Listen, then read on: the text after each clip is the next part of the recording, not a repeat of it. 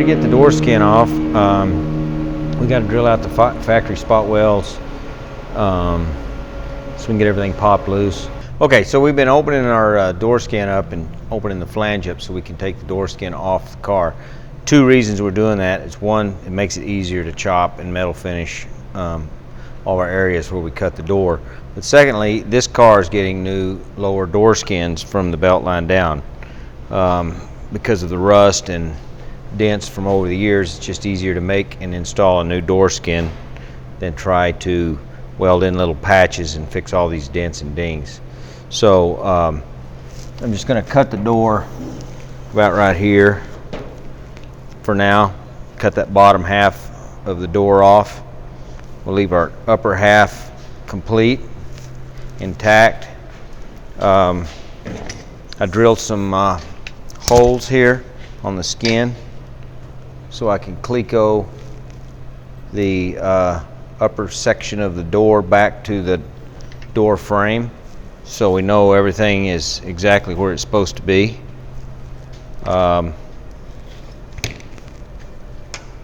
So I'm going to cut this right here, and we'll be able to peel this bottom half off and then take the upper half off, and then we'll be able to start laying out. We'll go back. There'll be areas where we drill spot welds so where we can take it apart. We'll fix all of those areas first, do any repairs to the upper section that we need to first. Always do all the repairs first before you chop. You got to do the repairs anyway, so you might as well do them first and get it over with. And that way you got all clean everything to work with. There's nothing out of kilter, and everything goes back together easily. Do the repairs first.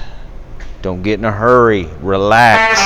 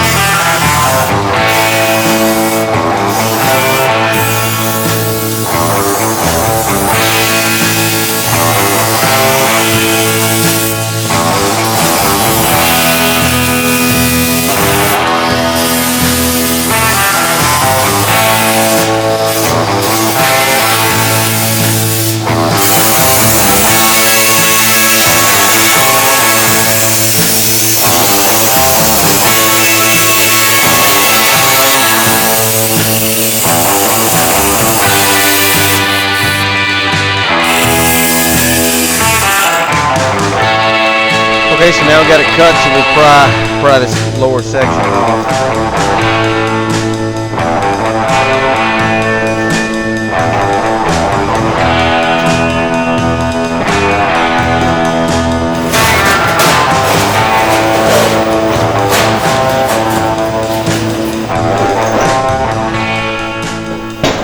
And here's another reason why you want to pull the door skins off if you can.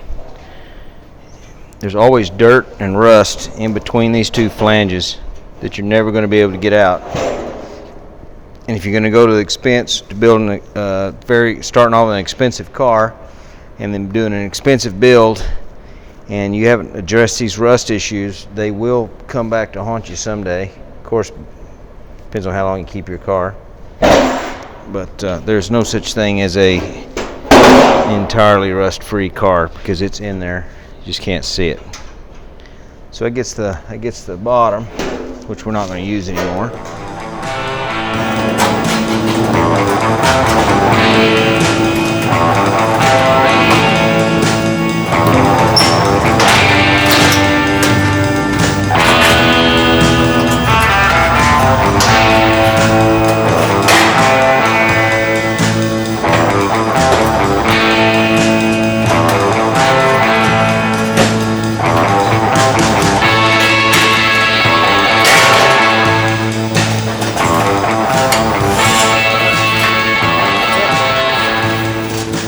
Now we got our door all apart. See? It's all apart. So you can see we have all of our holes from our where we drilled the spot welds out across the top here in the front. And then also you can see this rust that was underneath the door there after we peeled the flange open and took the skin off. So we'll blast all this and get it cleaned up. Okay, so I've already straightened these edges, but I still have to fill the holes.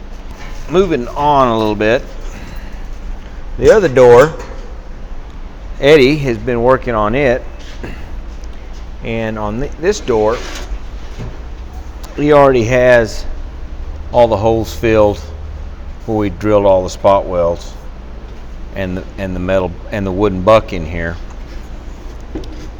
and he's chopped the door to fit the wooden template that we talked about earlier.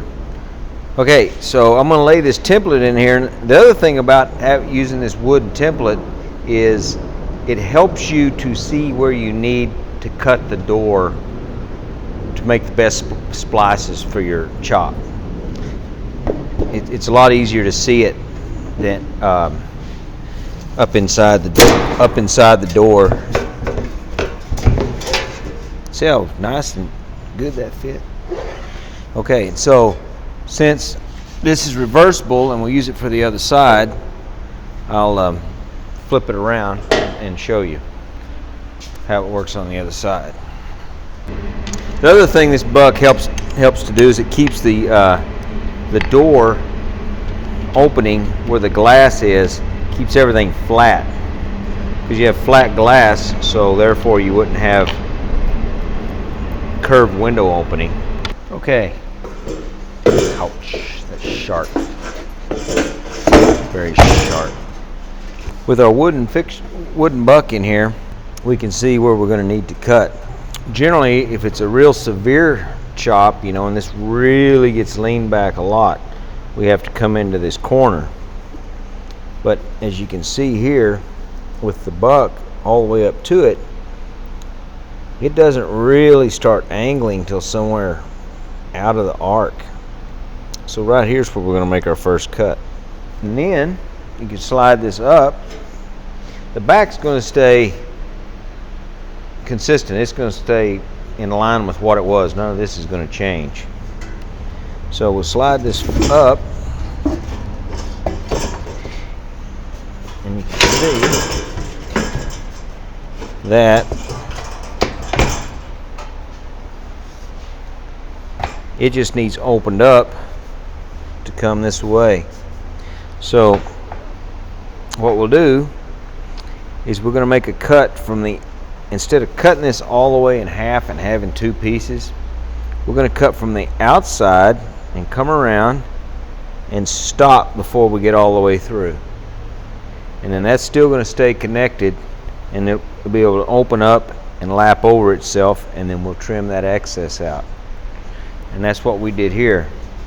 You can see that the cut started here but stopped right there. So this all stayed one piece. And then we cut it here, just a straight cut, and that's where our section was that we took out. So we cut that, and when this is all free, then we'll take this piece that's cut loose. It's cut loose. Be cut here, we'll cut it down here, and then we will open this up until it fits the buck. Then we'll slide it down and line up the part where it hits right here, which is right here. So none of this has to get changed on this much of a cut, yet we're still leaning the post back instead of adding a piece in there to make it longer.